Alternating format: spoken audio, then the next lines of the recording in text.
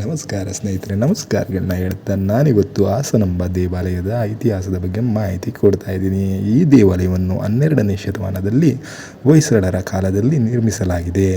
ಇಲ್ಲಿ ಸಪ್ತಮಾತೃಕೆಯರ 3 ತಾಯಂದಿರು ನೆಲೆಸಿದ್ದಾರೆ ಎಂಬ ನಂಬಿಕೆ ಇದೆ.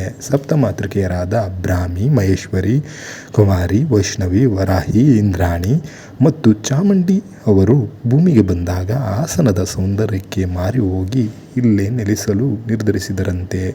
ಅವರಲ್ಲಿ ಮಹೇಶ್ವರಿ, ಕುಮಾರಿ, ವೈಷ್ಣವಿ ಹಾಸನದಲ್ಲೇ ನೆಲೆಸಿದ್ದಾರೆ.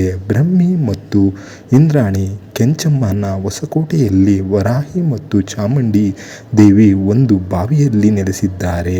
ಹಾಸನಾಂಬೆ ಶಕ್ತಿ ಸ್ವರೂಪಿಣಿ ದೇವಿಯಾಗಿದ್ದು ಸ್ತ್ರೀ ಶಕ್ತಿಯ ಸಂಕೇತವಾಗಿದ್ದಾಳೆ.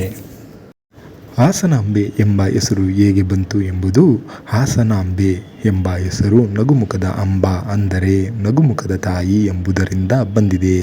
ಹಾಸನ ನಗರಕ್ಕೆ ಈ ಹೆಸರಿನಿಂದಲೇ ಹಾಸನ ಎಂದು ಬಂದಿದೆ ಎಂಬ ಇತಿಹಾಸವಿದೆ. ಇದು ಹಾಸನ ನಗರದ ಅಧಿದೇವತೆ ಎಂದು ಪ್ರಖ್ಯಾತವಾಗಿದೆ.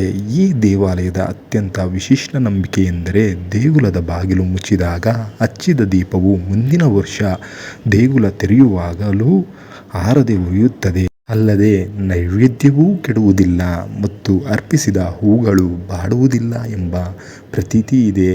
ಹೀಗೆ ಹಾಸನಾಂಬವು ತನ್ನದೇ ಆದಂತಹ ವಿಶಿಷ್ಟವಾದ ಇತಿಹಾಸವನ್ನು ಹೊಂದಿದ್ದಾಳೆ ತಾಯಿ.